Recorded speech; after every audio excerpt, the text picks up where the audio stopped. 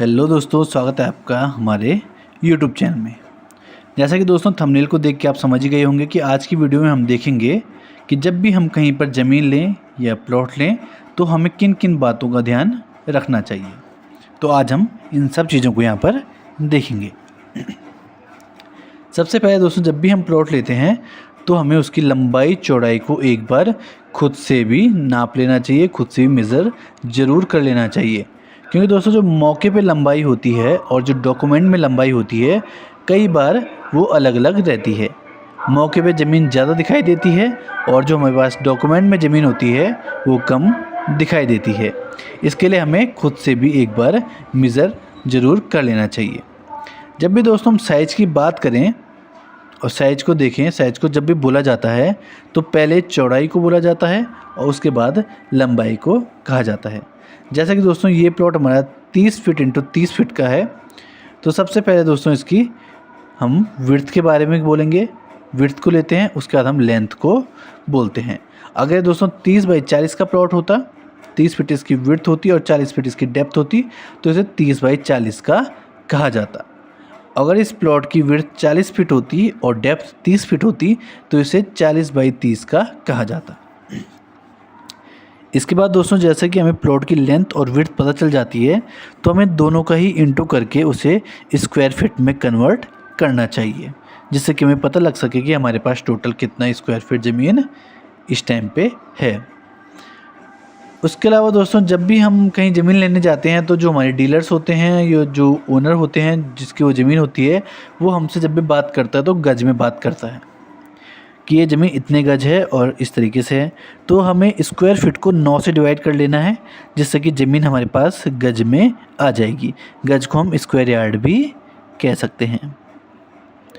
यहाँ पर दोस्तों हमारे पास 900 स्क्वायर फीट की ज़मीन थी, जिसे हमने 9 से डिवाइड किया तो ये हमारे पास 100 गज यहाँ पर आ जाती है।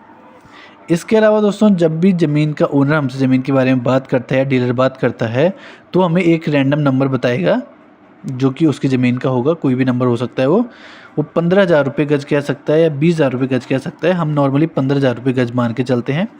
अगर वो हमें 15,000 रुपये गज अपनी ज़मीन बताता है और उसकी ज़मीन 100 गज है तो इस ज़मीन का रेट बनेगा दोस्तों 15 लाख रुपए। इसको निकालने का तरीका ये है दोस्तों कि जैसे कि यहाँ पर 15,000 रुपये गज कह रहा है, तो हम यहाँ पर सबसे पहले 15,000 को ले लेंगे और जितनी हमारे पास गज में ज़मीन है उसे यहाँ पर इंटू कर देंगे। यहाँ पर हमारे पास 100 गज में ज़मीन है तो हम 100 का इंटू कर रहे हैं। अगर 90 गज ज़मीन होती तो 90 का इंटू करते और यहाँ पर हमें ज़मीन की वैल्यू मिल जाएगी। यहाँ पर हमारी ज़मीन की वैल्यू आ रही है 15 लाख रुपए। इन चीज़ों का दोस्तों हमें विशेष ध्यान रखना चाहिए और ये चीज़ें हमें पता होनी चाहिए जब भी हम ज़मीन देखने जाते हैं। इसके अलावा दोस्तों आगे बढ़ते हैं, हमें ज़मीन की जो हमारी फेसिंग है वो भी ज़रूर पता होनी चाहिए। ज़मीन की फेसिंग निकालने के लिए दोस्तों हमें प्लॉट के बीचों बीच खड़ा हो जाना है और अपने फ़ोन पे कंपास खोल देना है और ज़मीन जो दोस्तों हमारा फ्रंट डायरेक्शन है प्लॉट की, उसकी तरफ फेस कर लेना है, जिससे कि हमें उस ज़मीन की फेसिंग का एग्जैक्ट पता चल सकता है और पता चल भी जाता है। एग्जैक्ट का पता चल जाएगा हमें, जिससे कि हमें पता होगा कि हमारा प्लॉट ईस्ट फेसिंग है, साउथ ईस्ट फेसिंग है, नॉर्थ ईस्ट फेसिंग है, नॉर्थ फेसिंग है, नॉर्थ वेस्ट फेसिंग है, वेस्ट फेसिंग है, साउथ वेस्ट फेसिंग है। इसके अलावा भी दोस्तों कुछ फेसिंग्स आती हैं, जैसे कि यहाँ पर आएगी ईस्ट साउथ ईस्ट फेसिंग आएगी और यहाँ पर साउथ साउथ ईस्ट फेसिंग आएगी। इनके बीच में भी दोस्तों कुछ फेसिंग्स हमारी आ जाती है। अगर दोस्तों हमें फेसिंग पता होगी तो इससे हमें फ़ायदा ये होगा कि जब भी हम घर का डिज़ाइन करवाएंगे और घर बनाने जाएंगे तो हमें इस तरीके से घर को बनाने में आसानी होगी, क्योंकि ईस्ट से दोस्तों हमारा सूरज आता है और वेस्ट में वो डूब जाता है, वेस्ट में उसका अस्त हो जाता है। तो इसमें हमें पता होगा कि मॉर्निंग में हमें यहाँ पर सनलाइट मिलेगी और जब हम घर का डिज़ाइन करें तो हम इस तरीके से कर सकते हैं जिससे कि हमारे घर में मैक्सिमम सनलाइट पहुंच सके। इसके अलावा अगर हमारा वेस्ट फेसिंग का घर है तो हमें पता होगा कि इवनिंग के टाइम पे हमारे घर में डायरेक्ट सनलाइट आएगी और उसके अलावा दोस्तों ऊपर से सनलाइट आएगी और इवनिंग में वो वेस्ट से अगर हमारा घर है तो हमें ये पता होगा कि मॉर्निंग में हमारे घर के बैक साइड में सनलाइट आएगी और इवनिंग में हमारे घर के फ्रंट साइड पे सनलाइट आएगी। उसके हिसाब से हम घर को डिज़ाइन करेंगे। सेम हम साउथ नॉर्थ को भी कंसीडर करेंगे।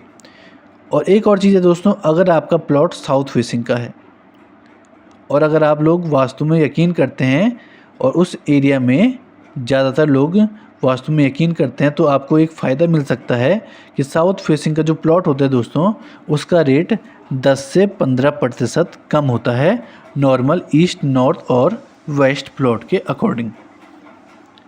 तो दोस्तों अगर ये 15 लाख का प्लॉट था ईस्ट फेसिंग, नॉर्थ फेसिंग या फिर वेस्ट फेसिंग का, तो साउथ फेसिंग के प्लॉट में आपको 10 से 15% की छूट मिल सकती है। आप वहाँ पर इतना बार्गेन कर सकते हैं। तो ये प्लॉट आपको 13,50,000 से लेकर 12,80,000 रुपये में पड़ सकता है। तो दोस्तों ये छोटी छोटी बातें अगर हमें पता रहेंगी तो हम प्लॉट लेते टाइम अच्छे से बार्गेनिंग कर सकते हैं और हमें पता चल जाता है कि ये प्लॉट की वैल्यू कितनी निकल कर आ रही है और किस तरीके से गज निकाला जाता है और किस तरीके से प्लॉट को लेंथ और विड्थ को बताया जाता है, जिससे कि हम अच्छी तरीके से नेगोशिएट कर सकते हैं। अब मिलते हैं दोस्तों आपको नेक्स्ट वीडियो में, तब तक के लिए दीजिए इजाज़त। धन्यवाद।